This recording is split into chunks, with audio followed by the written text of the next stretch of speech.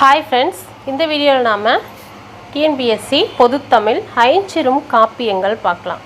போன வீடியோவில் ஐம்பெரும் காப்பியங்கள் பார்த்துருந்தோம். அது மட்டும் இல்லாமல் அகநூல்கள், அறநூல்கள் அல்லது நீதி நூல்களை பற்றி பார்த்துருந்தோம்.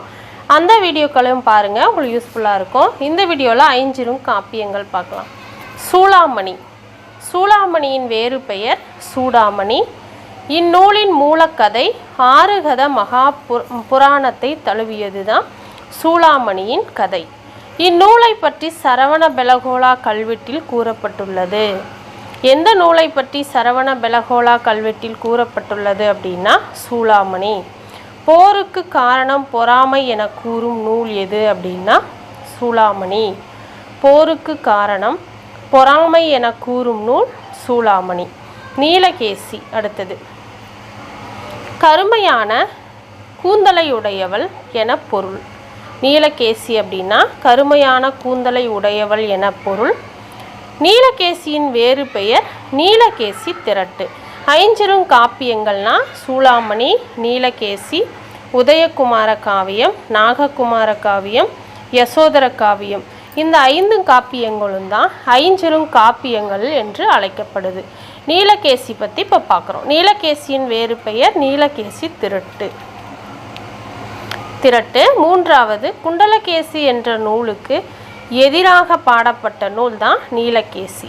சமண முனிவர் முனிச்சந்திரன் அறிவுரைப்படி நீலி என்ற பெண் திருந்தி சமண சமயத்தை தழுவுகிறாள் இந்த நூலில்.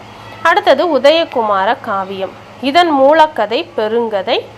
தலைவன் உதயணன். இதன் தலைவன் உதயணன் சூரிய உதயத்தில் பிறந்ததால் இப்பெயர் பெற்றான். உதயனுக்கு விச்சை வீரன் என்ற பெயரும் உண்டு. அடுத்தது நாககுமார காவியம். நாகபஞ்சமி நோன்பின் சிறப்பினை கூறும் நூல் எது அப்படின்னா நாககுமார காவியம். வேறு பெயர் நாகபஞ்சமி கதை. இந்நூல் முழுக்க மனத்தையும் போகத்தையும் பற்றி கூறுகிறது நாககுமார காவியம். அடுத்தது யசோதர காவியம். இந்த நூல் இதனுடைய மூல நூல் உத்திர புராணம். யசோதர காவியத்துடைய மூல நூல் உத்திர புராணம். ஹௌதேய நாட்டு மன்னன் மாரிதத்தன் உயிர்பலியின் தீமையை அறிந்து உயிர்பலி கொடுப்பதை நிறுத்தினான். எனவே உயிர்கொலை தீது என கூறும் நூல் இது.